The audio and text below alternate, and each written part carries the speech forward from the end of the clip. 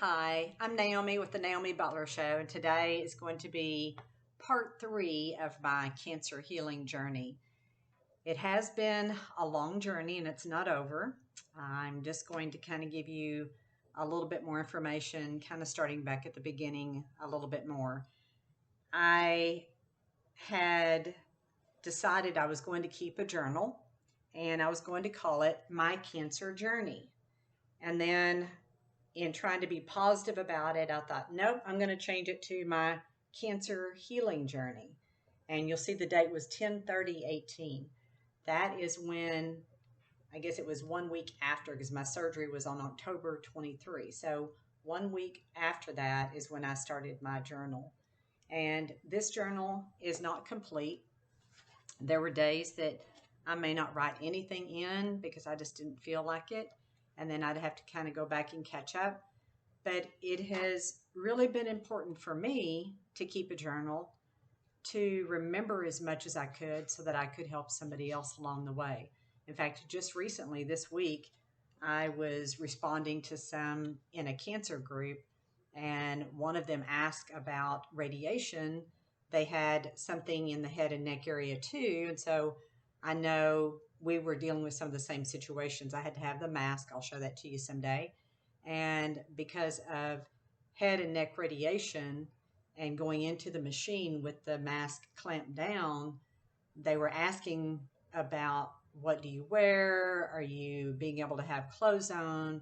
So I shared with them that yes, you can have clothes on, you just can't have high collars, you can't have zippers, you can't have any metal in a bra or any top of the shirt or straps or anything like that. So I was trying to remember, and some of these things are coming back to me as I share with someone else about their situation to help them through it. But I think keeping a journal is going to be important for you to kind of look back and see where you were, where you've come from, what you've learned, some of the trials and challenges that you had along the way, which are going to be many.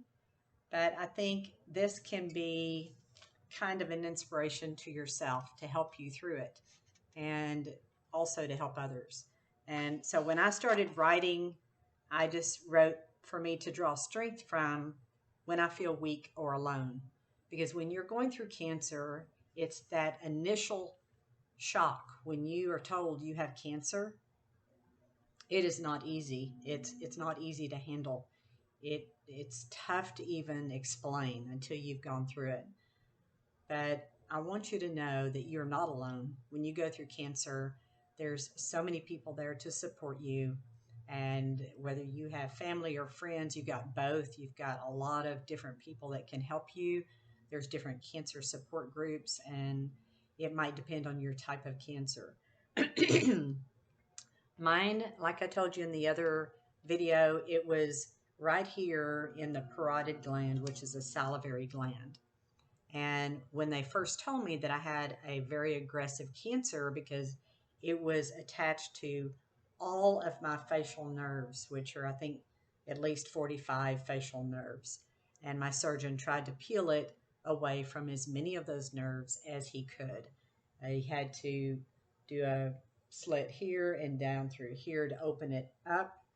And what he told my family was that he tried to get as much of it as he could without touching that main facial nerve, which if he had, I probably would have been paralyzed on my whole face forever.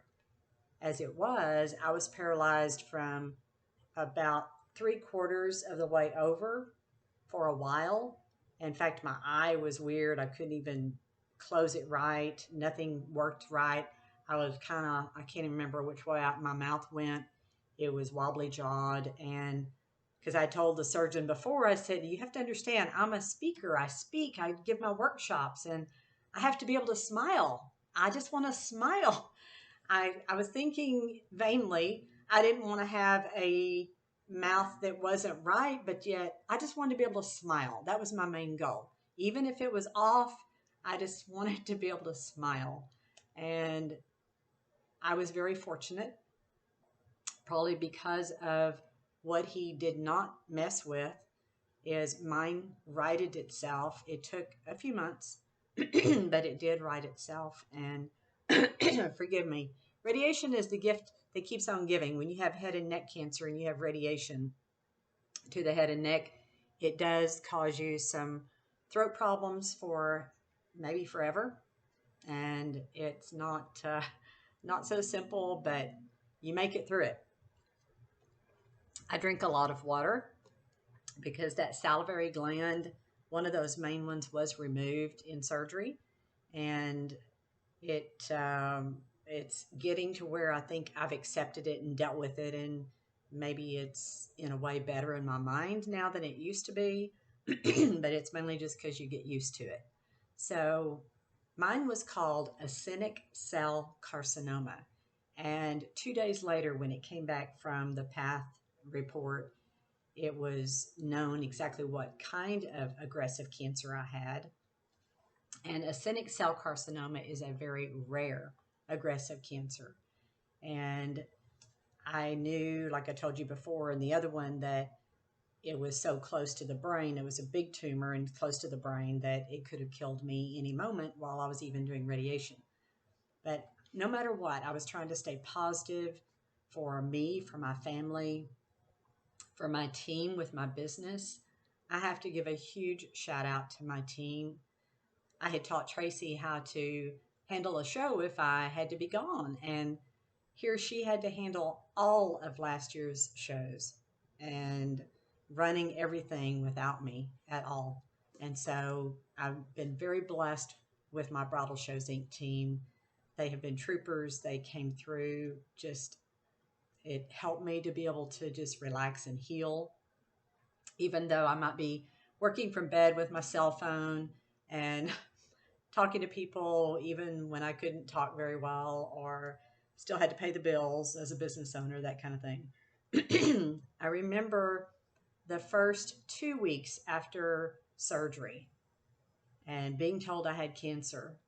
I cried all the time. I cried anytime I told somebody about it. I just was in tears.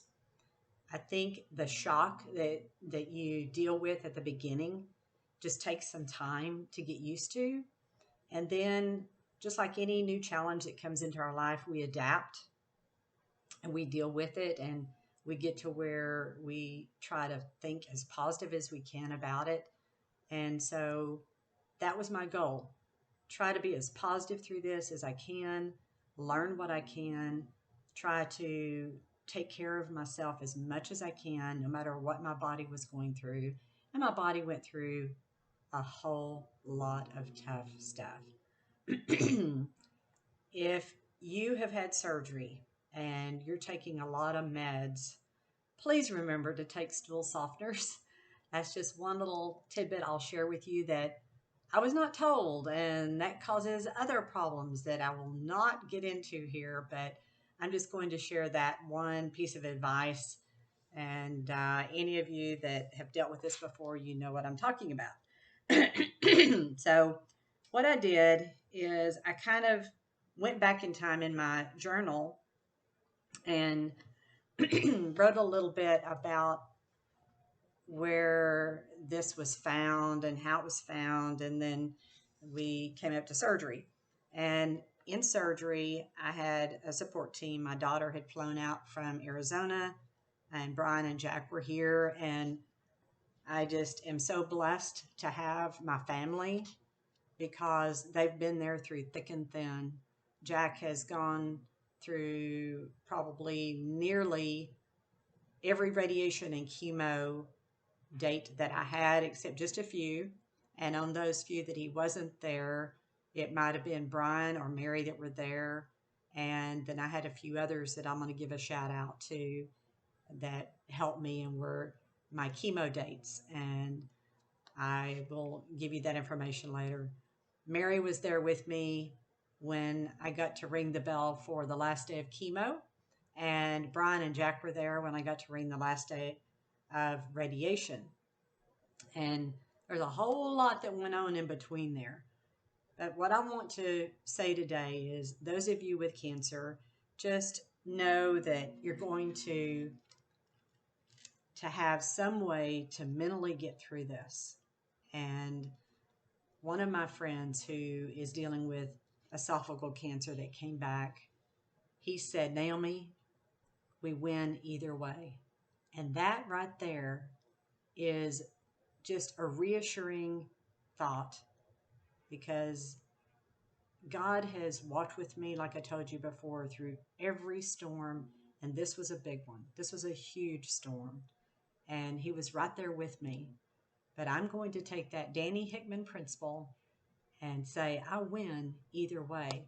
And that was part of my thinking through this whole ordeal, no matter how tough it was, even though I was asking God to please give me more time. I want to spend more time with my kids and my grandkids and still be able to work. And I've always wanted to work, never retire. That was just me. So I'm just going to leave it with you that I knew I was going to win either way.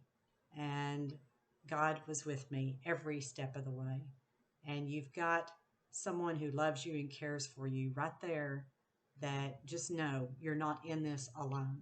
So I'm going to leave that with you today until the next time. So this is part 3 of my cancer healing journey. I hope again that my journey is an inspiration to you. Thank you.